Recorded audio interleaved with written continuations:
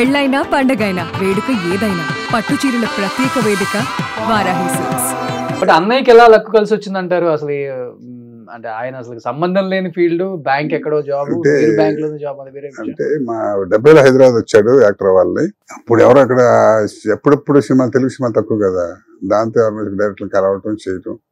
ఆ తెలంగాణ స్లాంగ్ విన్నారా కృష్ణ గారు ఒకసారి, అది నచ్చేందుకు పెట్టారు. ఆ సినిమా క్లిక్ అయింది ప్రతిఘటన.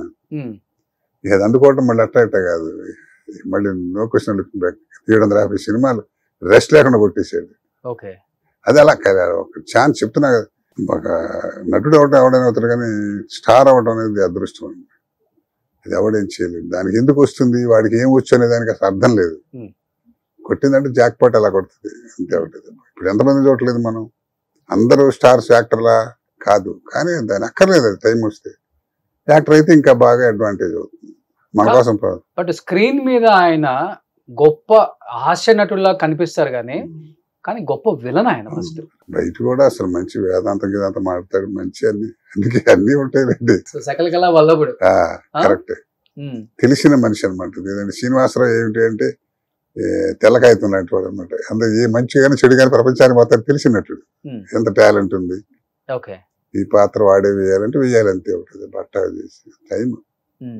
బట్ అన్నయ్య వచ్చారు కాబట్టి మనం కూడా వెళ్తే బాగుంటుంది, అవకాశాలు ఏమైనా దొరుకుతాయని మీరు స్టెప్ వేసారా? కాదండి, అసలు మేము కూడా ఆ కోమాలు ఉండేవాళ్ళం. మేము మహానటులు వాళ్ళే వస్తారు, విశ్వనాథ్ గారు, రాఘవేంద్ర గారు, మనకి ఇంకోటి మీరు కూడా పల్లెటూరు అట్టగా నేనే కదా అందరూ అట్టగా ఉండేవాళ్ళం. ఇది హాయిగా ఏదో ఉన్నా ఉద్యోగం. నేను కూడా స్టేట్ బ్యాంక్ లో పనిచేసేవాడు కదా, హాయిగా ఉన్నా ఎందుకు లేదు. మేము నాటకాలు బాగా వేసేవాళ్ళం కదండి. మా శ్రీనివాసరావు నాకన్నా సంవత్సరం ముందు నటుడయ్యాడు. నేను మెడ్రాస్ లో రసరాజ్యం అని నా ఫేవరెట్, నేను ఆల్ టైమ్ రికార్డ్ నా లైఫ్ లో వేసి మంచి నాటకం నడిగర్ సంఘంలో వేసాం. వేసినప్పుడు ఆ రోజు మా పెద్ద బ్రదర్ ఉన్నాడు, తర్వాత మా పెద్ద బ్రదర్ ఫ్రెండ్ అనమాట సాంబశివరావు అని, ఆయన శివలింగేశ్వరరావు అని. ఆయన ఏం చేశారంటే నాటకం చూడడానికి వచ్చారు. అరే మీ వాడు ఇతను కూడా బాగానే చేస్తున్నాడు అని చెప్పి మన్నాడే ఓపెనింగ్ పిక్చర్ నాకు పెళ్ళాం గారు బాపినడు గారు ఆయన పరిచయం చేయటం, ఆయన టక్మని రాసినట్టు నన్ను నచ్చడం, దాంతో అట్ట అనుకోకుండా ఎంట్రీ, ప్రయత్నం లేకుండా. తర్వాత విశ్వనాథ్ గారితో గొప్ప అదృష్టం ఏంటంటే మేము ఒంగోలులో నాటకం వేసాం, హరహర మహాదేవన నాటకం వేసేవాళ్ళం. అప్పుడు ఏవిఎస్ ఇంకా సినిమా యాక్టర్ అవ్వాలి, అతను అక్కడ జ్యోతిలో పనిచేసేవాడు, అతను అక్కడ అసోసియేషన్ పెడుతూ దానికి ఇనాగరేషన్ విశ్వనాథ్ గారు. ఆ సందర్భంగా నా నాటకం పెట్టాడు. ఆ నాటకం అప్పుడు ఆయన చూసి చూడాలి సార్ మీరు రిక్వెస్ట్ చేసి చూసి నాటకం నచ్చి సమ్వేర్ ఏప్రిల్ అనుకోండి అది సుమారు దీపావళి పండుగలో ఫోన్ చేశాడు నాకు, వేషం ఉండి అతను బాగుందని. ఎవరు నా ఎఫర్ట్ ఏం లేదు, దేవుడి దగ్గర చూస్తున్నా, అసలు నేను కలిసింది లేదు ఆయన్ని. అలాగా కదా ఆ ఎంట్రీ, దాంతో మంచి క్యారెక్టర్ ఇచ్చారు.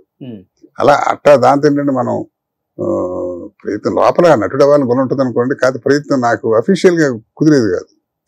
స్టేట్ బ్యాంక్ లో మేనేజర్ క్యాడర్ అండి, దాంతో ఏంటంటే వాడు పిలిచినప్పుడు మనం వెళ్ళలేకపోవటం, మనం ఖాళీ కొన్నప్పుడు పిలవకపోవటం, రకరకాల ఫ్యాక్టర్. మంచి ఒడ్డు పొడుగు, మంచి ఫిజిక్, మంచి వాయిస్, మంచి ఫేస్, ఎలాంటి క్యారెక్టర్నైనా కానీ పండించేంత సత్తా దేవుడు మీకు ఇచ్చాడు.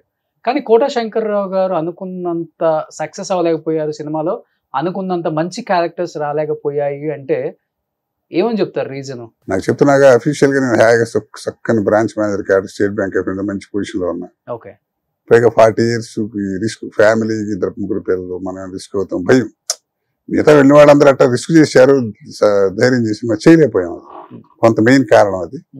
తర్వాత లక్ అనేది మెయిన్ కదా బాస్. అన్నయ్యకి వరించిన లక్కు మీకు వరించలేదు. మావాడు జాక్ పట్ అది, ఏకీపాడితే అది. నూతన్ ప్రసాద్ ఒకడు, శ్రీనివాసరావు ఒకడు, కోట్ల మందిలో ఒకడికి వస్తుంది అదృష్టం. నటుడు అంత స్పీడ్, నటనలో కూడా అంత రోజుకి 2 షిఫ్ట్లు యాక్ట్ చేసే స్పీడ్ అంటే మాటలు కాదు కదండి. అది ఎంత మహర్జాతకం. అది కొట్టే మళ్ళీ జాక్ నేను చెప్పి ఆశ్చర్యపడాల్సింది ఏంటంటే 1970లో మా శ్రీనివాసరావు యాక్టర్ వాళ్ళని ప్రయత్నం చేస్తే 85లో ప్రతిఘటన అండి. 15 ఏళ్ళ తర్వాత అంత ప్రయత్నం చేశాడు, అంత ఓపిక, ఏమైనా సరే సంగతి తేల్చుకోవాలి. మరి 85లో కొట్టడం నో క్వశ్చన్ లుకింగ్ బ్యాక్. కాబట్టి మనకు టైం ఇప్పుడు వస్తుంది అని దాన్ని బట్టి తప్ప ప్రయత్నం ఇప్పుడు రోజు డైరెక్ట్ దండం పెడతామండి. రోజు 100 మంది ఉంటారు మనలాంటి వాళ్ళు, ప్రతివాడు ఉంటాడు. కోటా శ్రీనివాసరావు గారు తమ్ముడు కాదు కదా అక్కడ, అట్టాను కాదుగా.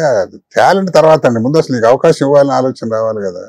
చూద్దాం, ప్రయత్నం చేద్దాం, మన సిల్కా కాటన చూసే అవకాశం రావాలి కదా, చూస్తే కదా. తర్వాత నాకేంటంటే నేను వేసి చిన్న చిన్న పాత్రలు వేసిన నేను ఏ క్యారెక్టర్కి అన్యాయం చేయలే. సినిమా రంగానే బాగా ఉపయోగపడ్డా కానీ సినిమా రంగం నాకు ఉపయోగపడలే. కరెక్ట్ మాట అది. ఎందుకంటే నేను ఎవరు చూసినా పెద్ద మంచి ఎక్కడ మిస్ అవుతున్నాం బాస్ అంటారు కానీ ఆడొద్దురా అనేవాళ్ళు లేడు. కానీ ఆ టైం మనం గుర్తు రావాలి, గుర్తు చేసేవాళ్ళని మనం కలవాలి. సినిమా తీస్తున్నావని మీకు తెలియదు 14 ఫ్యాక్టర్స్. అంటే మీరు అన్నదానికి ఒక రీజన్ అయితే నేను చెప్తున్నా. అంటే బయట మాట్లాడుకునే దానికి నేను ఒకటి చెప్తాను. బయట మాట్లాడుకునేది కేవలం కోటా శ్రీనివాసరావు గారి తమ్ముడు అవ్వటం అనేది మీకు వరమైందా శాపమైందా ఇండస్ట్రీలో? శాపం వల్ల కనిపిస్తుంది కానీ దానికి చెప్పాలంటే కొంతమంది పెద్ద యాక్టర్లు ఉన్నారు, వాళ్ళ కొడుకులు వెళ్తున్నారు, అంటే వాళ్ళ మనవరాళ్ళు ఇప్పుడు ఎందుకు అవుతున్నారు? అది డిస్క్వాలిఫికేషన్ ఏం కాదు. ఒక్కసారి అంటే ఎంట్రీకి మాత్రం అది ఇంపార్టెంట్, తర్వాత నిలబెట్టుకోవటం. అది అవ్వటం వల్ల నాకు బ్యాడ్ అని అనుకోను. అట్లాంటి పాత్ర నాకు ఎవరైనా ఇచ్చి దాన్ని సేమ్ లో అలాగే చేస్తున్నాడు లేకపోతే చేయలేకపోతున్నాడు అంతే కదా, అక్కడ అంత అవకాశం రావాలి కదా. బ్యాంక్ చేస్తే చాలా దానికి లక్కది. ఆయనలాగే ఉంటారు కాబట్టి చాలా మంది అవాయిడ్ చేశారు డైరెక్టర్స్.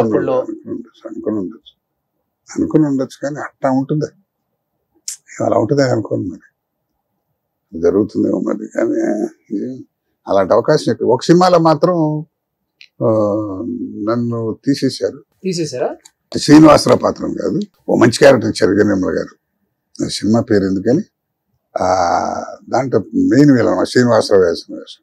అది కథ అటుమారి ఏంటంటే కొడుకు వేషం ఇంపార్టెంట్. అది గిరిబాబు గారి వేయాల్సి వచ్చింది. ఆయన స్టార్ కదా ఆ టైంలో. గిరిబాబు గారికి ఫాదర్గా పనికి అప్పుడు ఎవరన్నా ఉన్నాం కాస్త పనికి రావని అట్ట తీశారు. చెప్తున్నారు అది ఎందుకు తీశారంటే ఆవిడ పాపం మీకు మంచి లెక్క వస్తుందిలేండి, ఏదో అవకాశం ఫీల్ అవ్వకుండా అంటే ఫీల్ అయ్యేది ఉందమ్మా చెబుతున్నా. అట్టపోతాయి కొన్ని రకరకాలు. సుమన్ టీవీలో మీ పర్సనల్ అండ్ బిజినెస్ ప్రమోషన్స్ కోసం కింది నెంబర్కి కాంటాక్ట్ చేయండి.